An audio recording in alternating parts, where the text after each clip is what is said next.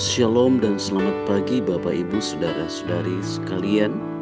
Selamat berjumpa kembali dalam Santapan Rohani kita, edisi Kamis 13 Januari tahun 2022. Sebelum kita membaca dan merenungkan firman Tuhan pagi ini, mari kita berdoa.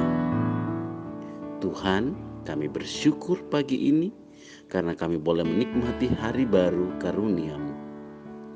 Kami mau mendasari kehidupan kami hari ini melalui firman-Mu, dan kami akan membaca dan merenungkannya. Ya Roh Kudus, terangilah hati dan pikiran kami supaya kami memahami firman-Mu dan melakukannya dalam kehidupan kami setiap hari. Di dalam nama Tuhan Yesus, firman yang hidup, kami bermohon kepadamu. Amin.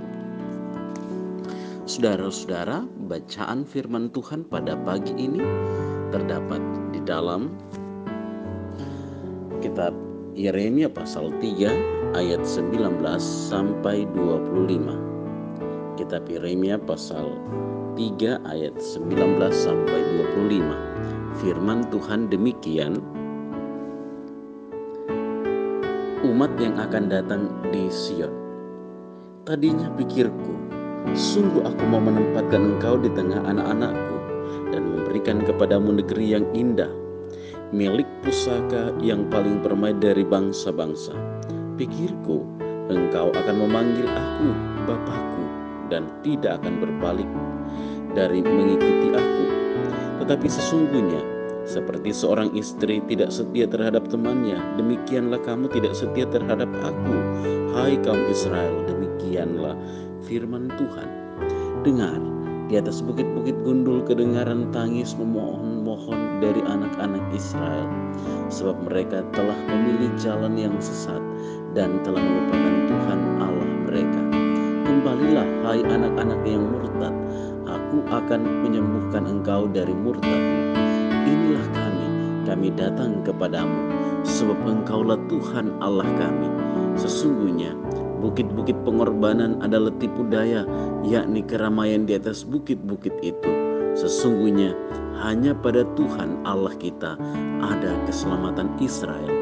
Tetapi berhala yang memalukan itu menelan segala hasil jerih nenek moyang kita dari masa muda kita. Kambing domba mereka dan lembu-lembu mereka, anak-anak lelaki dan anak-anak perempuan mereka.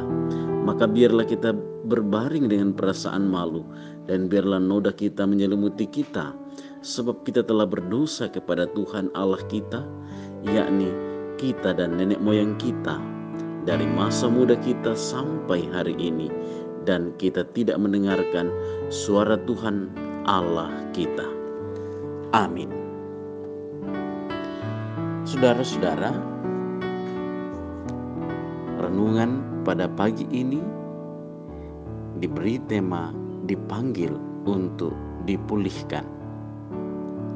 Dipanggil untuk dipulihkan. Saudara, kesetiaan merupakan hal yang sangat penting. Misalnya, seorang pegawai harus setia kepada atasannya, seorang istri harus setia kepada suaminya, begitupun sebaliknya. Sebab apa yang tidak dilandasi dengan kesetiaan akan membawa kepada kehancuran. Allah mengambil gambaran seorang istri yang tidak setia sebagai gambaran bangsa Israel yang tidak setia kepadanya. Allah sudah memilih bangsa Israel sebagai umat pilihannya dan telah memberikan kepada mereka negeri yang indah, yaitu tanah yang berlimpah susu dan madunya.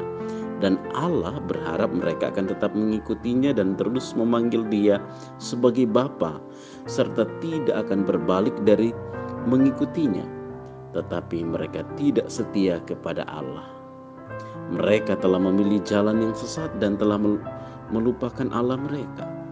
Tetapi walaupun bangsa pilihannya itu telah murtad dari hadapannya, Ia tetap setia dan memanggil mereka untuk kembali, bahkan berjanji akan menyembuhkan mereka dari ketidaksetiaan mereka. Dan akhirnya mereka kembali datang kepada Tuhan dan mengakui bahwa hanya pada Tuhan ada keselamatan bagi mereka.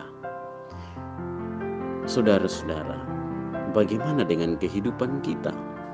Apakah kita sering mengikuti jejak umat Israel yang sering tidak setia kepada Tuhan? Perikop kali ini mengajak kita untuk kembali menghayati bahwa sekalipun kita sering jatuh dalam kesalahan yang sama, tetapi kasih-Nya tidak berkesudahan memanggil dan mengasihi kita. Oleh karena itu, marilah kita berbenah untuk tidak lagi meninggalkan Tuhan yang terus mengasihi kita. Janganlah kita membiarkan keinginan hati kita yang jahat untuk selalu mengulang-ulang kesalahan kita di hadapan Allah. Amin. Mari kita berdoa. Kami bersyukur Tuhan untuk firman-Mu yang telah kami dengar pada pagi ini. Ampuni kami Tuhan, jikalau seringkali kami tidak setia dalam kesetiaan-Mu yang terus menjaga kami. Dan biarlah kami terus berkomitmen bahwa kami akan terus setia untuk hidup melakukan kehendak-Mu. Tolonglah kami ya Tuhan dalam menjalani kehidupan kami sepanjang hari ini. Berbagai rencana, berbagai pekerjaan, tanggung jawab yang akan kami kerjakan hari ini, biarlah terjadi dalam pengaturan dan kehendak Allah.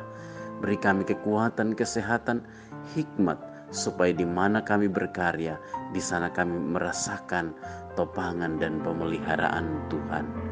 Kami bersyukur hari ini, jikalau ada saudara-saudara kami yang menikmati pertambahan usia, bersuka cita karena boleh kembali berjumpa dan merayakan hari ulang tahunnya, ataupun berkat-berkat Tuhan yang lain yang sungguh diaminkan, itu adalah anugerah dan pemberian Allah.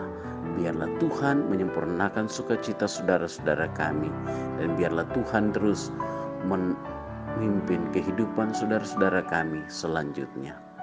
Bapa di sorga, berkati rumah tangga kami masing-masing, pimpin dan sertai keluarga kami, berkati anak cucu kami dimanapun berada, baik yang bersama dengan kami maupun yang ada di tempat-tempat lain.